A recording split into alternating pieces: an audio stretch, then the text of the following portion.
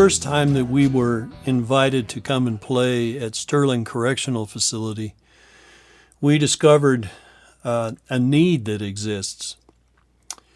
We were invited in the month of December, and right after our concert was over, which, by the way, was amazingly well received. Men were jumping and shouting and dancing and singing with us by the end of our concert. This one inmate came to thank me, and he said that it had been the best Christmas party he'd had on the inside in 30 years. And that thought of being incarcerated for 30 years struck me like a brick.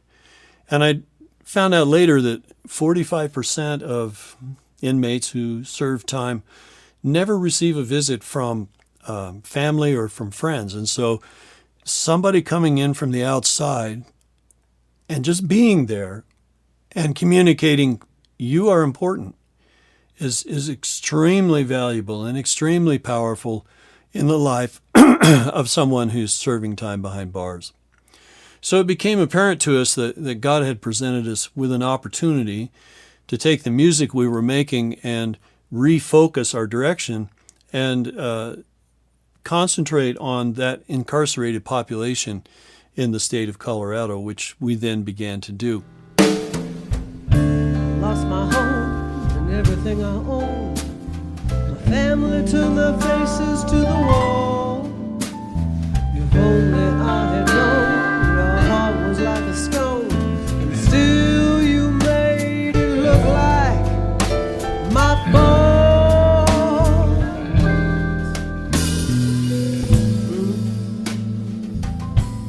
And so we're essentially a music ministry that has a specific audience in mind, which is those individuals, men and women, who are serving time behind bars in the state of Colorado. That's since been expanded to the state of Nebraska. So that's what we do. There are four essential areas of focus in our programming. The one is the concerts that I just spoke about a little bit. Secondly, we do songwriting workshops. We offer worship services, and we also do public performances. So a little bit about those. When we do concerts, and our attitude from the very beginning in bringing a concert into a prison is that we would do the same quality that we would do anywhere else in terms of our performance, in terms of the sound reinforcement that we have, because that audience is just as important to God and therefore just as important to us as any audience we would play for anywhere.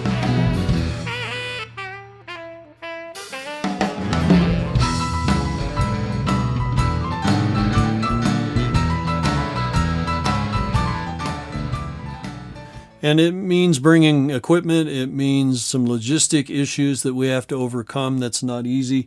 But we think that the very fact that we're willing to go through that and that we could play anywhere else that we wanted to, perhaps, communicates the value that we have and that God has for those individuals.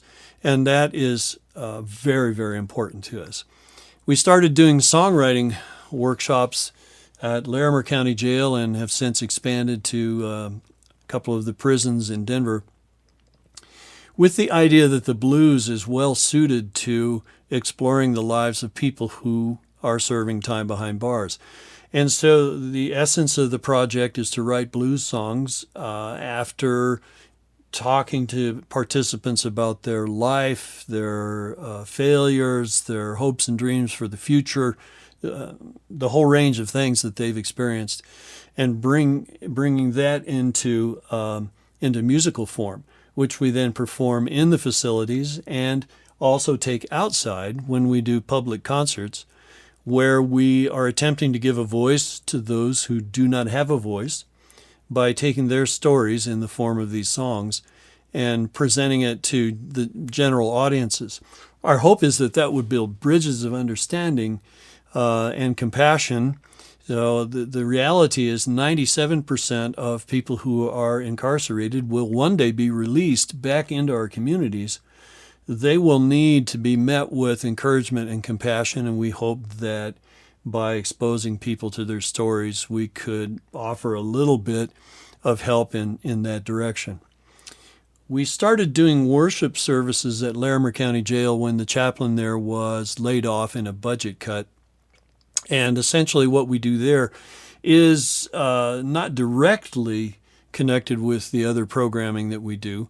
It's related in that we can invite participants to come, but it's essentially a worship service, a musical time of worship where we invite the presence of God to come. That's actually the central issue for us, because we want it to be a real encounter with the living God, not just going through the motions of a church service. So we have a worship time, we have teaching from the scriptures, from the Word of God, and we bring a team that comes along to pray for and to pray with those inmates who choose to come to our worship services.